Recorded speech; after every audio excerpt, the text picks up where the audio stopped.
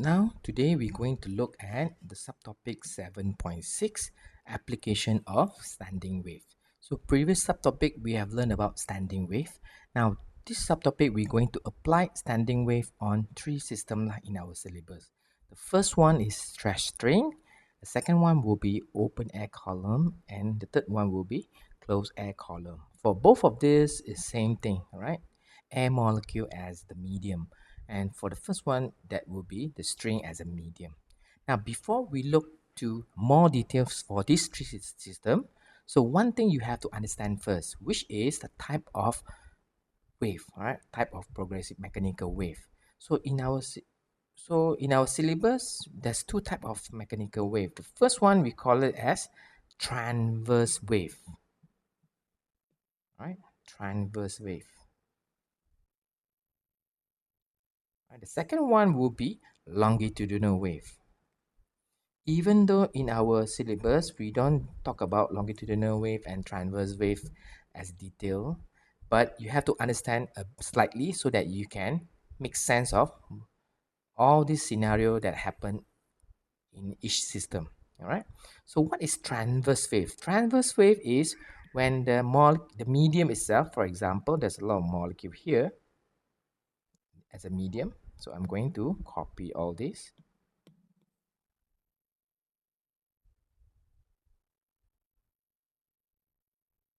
Right. So I'm going to move all this here. Yeah. For example, if this is all the mediums there, all right, I'm going to add some more medium molecule as a medium. Right. So if the wave passes through the medium,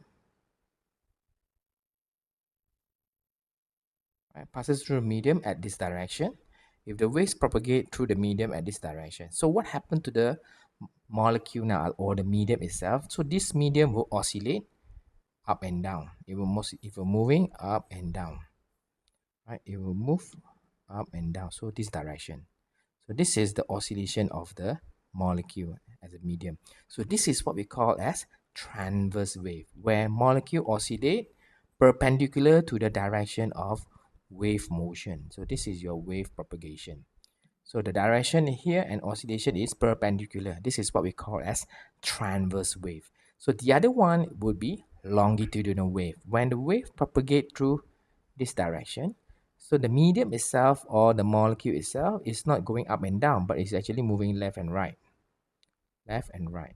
All right, this is what is supposed to move. So what happened is, this is the direction of the oscillation. It will oscillate this direction.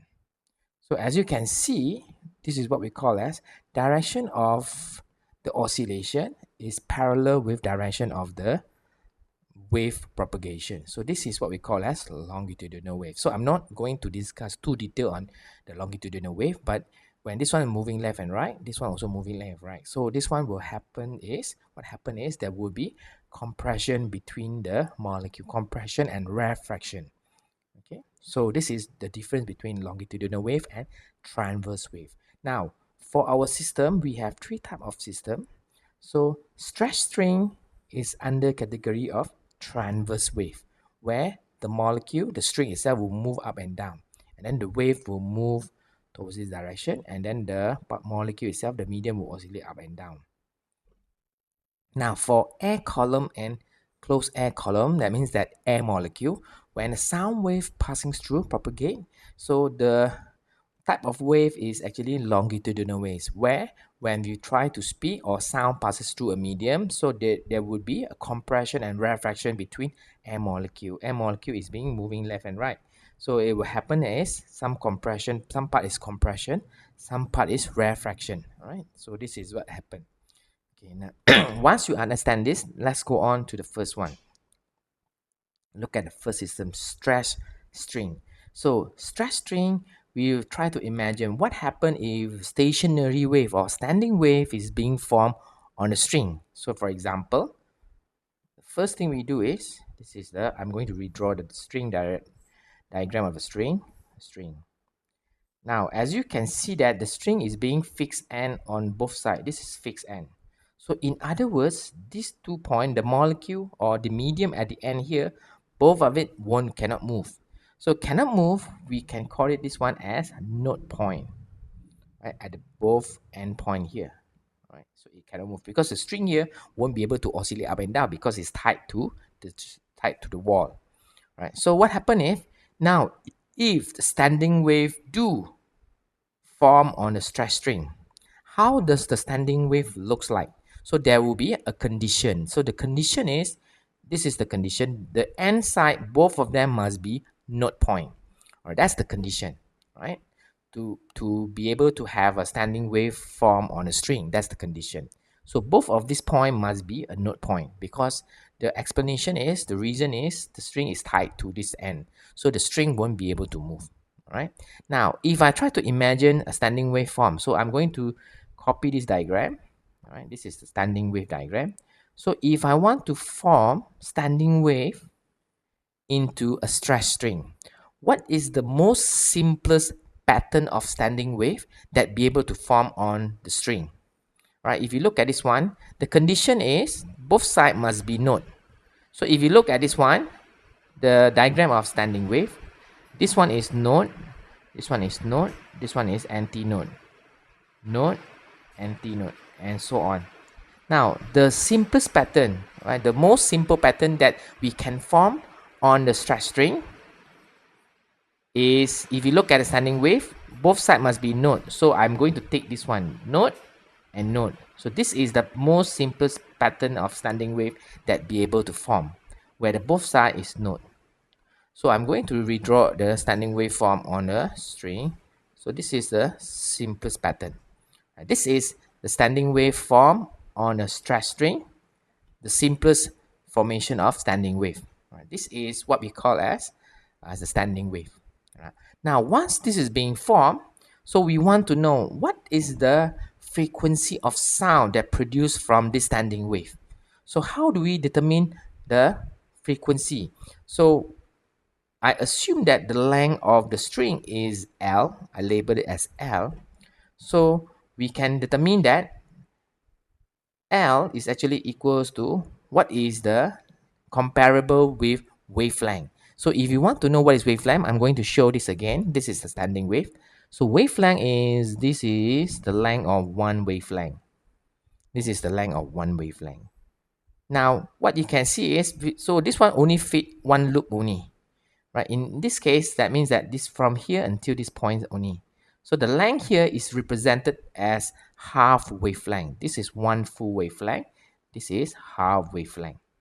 So what we can see that L here is actually equals to half wavelength. Now, once you have this, now I will be able to construct equation for wavelength is equals to 2L. So once we have done the wavelength, right, related with the length of the string, now we can calculate frequency of the sound produced for this stationary wave. So how we going to do that? I'm going to use equation V is equals to F lambda. So I'm going to rearrange my frequency here will be equals to V over lambda, right? So I'm going to substitute here, the lambda here is equals to 2L. So I will end up with my equation, frequency produced by this standing wave, formation of this standing wave, is equals to V is equals to 2L. So I substitute wavelength with 2L from here. This is my frequency produced.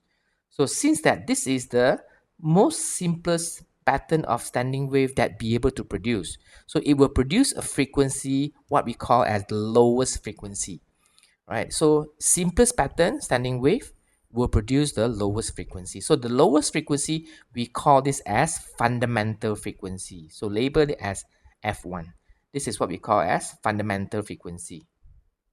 Right, so F1 will be fundamental frequency. This is how you'll be able to derive equation for fundamental frequency. Now, if we try to look at the next frequency that be able to produce from this standing wave. So I'm going to copy this again.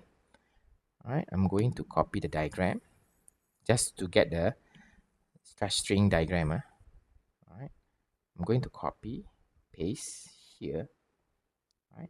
So this time the length is the same thing, but now we have be able to show that the simplest pattern of standing wave that be able to produce from this stretch string is something like this. Now, what happens if you want to know the next standing wave that be able to produce? The condition must be both end must be node point. So if you look at the standing wave available, just now we take this part only, node to produce standing wave. So the next node that we can take is, this is the node point. So between these two node point. Just now we have taken this part, the first frequency, the fundamental frequency. Now we're going to take the next frequency is this production, right? This standing wave. So I'm going to redraw the diagram again. So the standing wave now that we'll be able to form after the first one with something like this. This is the pattern, right, of standing wave produced. So this one will satisfy the condition both end must be node point. So once you have done that, again, I'm using the same step. So my L here now, previously L is equals to half wavelength. But now the L here is equals to 1 wavelength. So I'm going to get this one as wavelength. So my wavelength will be equals to L. I rearrange my wavelength is equals to L. So I'm going to calculate the frequency produced by this standing wave. So my frequency here based on the equation V over lambda. Substitute in. Lambda here is equals to L. This is my next frequency that be able to produce. So this one we call it as first overtone F2. Why is first overtone? Because it's the next frequency after fundamental. So F1 we use it at fundamental. So this one will become first overtone. So this is the frequency. Now what happens if we try to relate frequency, first overtone and fundamental? We try to see if there's any relationship. So what I'm going to do is I'm going to use a bit mathematic technique. So I'm going to multiply V over L here. I'm going to multiply 2 divided by 2, right? So this one doesn't change. Like this one 2 divided by 2 is equals to 1, right? But didn't change the value of the frequency. But I just want the 2 here. Why I want the 2 here? So that I can move my 2 here over this side, right? I can move my 2 here over this side. Right? Over this side. So I can put a bracket here. Why I put a bracket here? Because this one is equals to V over 2L here. So I can substitute here as 2F1. So this is first overtone. This is fundamental frequency. So first overtone is actually equals to 2 times of fundamental frequency, 2 times F1. Right, this is our first overtone. So if you proceed with the derivation, you will get the next one. So the next one will be F3 lah. So F3 from next one you will get, what you get is will be 3 times F1, and proceed the next one will be 4 times F1. So this is the frequency that we be able to produce. So what we're going to do is we're going to get one equation to one formula to calculate all the frequency that be able to produce from the string. So we summarize all this, we will get the equation something like this. This is my equation. How do you get this? So NV over 2L. So I'm going to show you again. All right, so the first one will be F1 is equals to 1 V over 2L. This is the one we have derived. The second one is this one, 2 V over 2L. The third one, 3 V over 2L. All right. So what we do is, so since that is the same pattern here, V over 2L, V over 2L, so we can make this as the formula frequency is equals to N V over 2L, where N is equals to 1, 2, 3, and so on. So because once you substitute N here, you will get the first one. Once you substitute N is equals to 2 into the equation, I will get the next frequency, and so on. All right, so you end up, the table here, you can see the frequency is, this is the formula, right? So where N is equals to 1, 2, 3, and so on. So from here, we be able to calculate all the frequency that be able to generate from this stretch string standing wave. Right? This is the equation. Okay, there's one more thing is the speed of the wave on a string. Speed of the wave on a string, because string is a medium, so we can determine the speed on a string, and the speed of wave on a string, medium is a string, depends on two things lah. Right, this is the one. The speed of the wave depends on the tension of the string and also the mu, mass per unit length of the string. Right, this one example we can relate with guitar lah. Right, so guitar we want to produce certain frequency from the string, stretch string. So that's why you can see that different frequency will have different mu, mass per unit length. You can see that some of the string is thicker, some of the string is thinner. And also we need to adjust the tension to get the frequency that we want, all from this formula. Right, this is stretch string. Right. Now, all right, next thing is, this one is the condition in note must be both end. Antinote doesn't matter. If you how many antinote in between, no problem. As long as this one both must be antinote at fixed end. Now, how about open air column? This one is two of these is air column. So air column we have explained previously. This two system is under longitudinal wave. Right, longitudinal wave. So what is the condition to form standing wave in open air column and closed air column? So this one, I'm going to explain slightly. So we start off with a closed pipe. For example, this is a pipe, closed end. So when sound wave moving inside here through the medium inside the closed pipe, after it reach the end, it will reflect it. So again, once this is reflected, both of wave will be opposite direction, but same amplitude, same frequency, and same wavelength. So these two will produce a standing wave inside air column, right? So what is the condition for it to form standing wave? If you look back at the string, the condition to produce standing wave is both end must be note point. Now, how about for closed end pipe? So closed end pipe, so I'm going to copy this diagram again. This is a diagram of standing wave.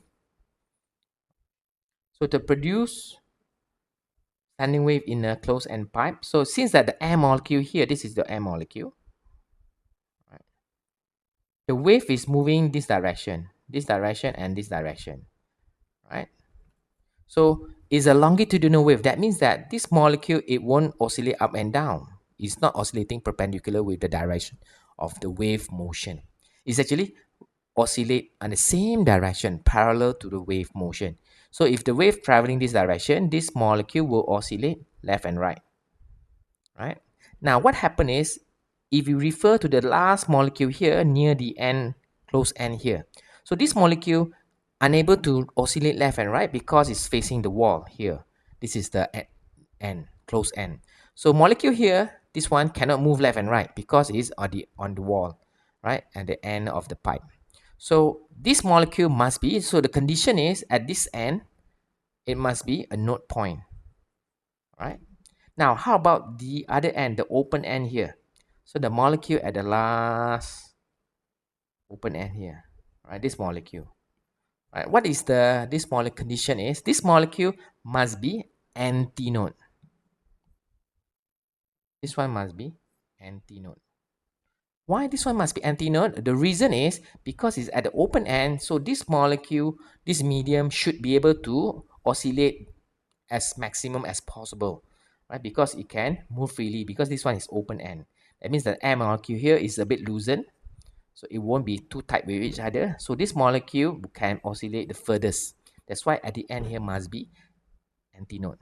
So if you understand the two conditions here, now we be able to draw the formation of standing wave on the closed end pipe. So if you refer to this one, so how do we form standing wave on this closed end pipe with a condition as node as this side and antinode must be this side? So if we refer to this one, node, so I'm going to take this one.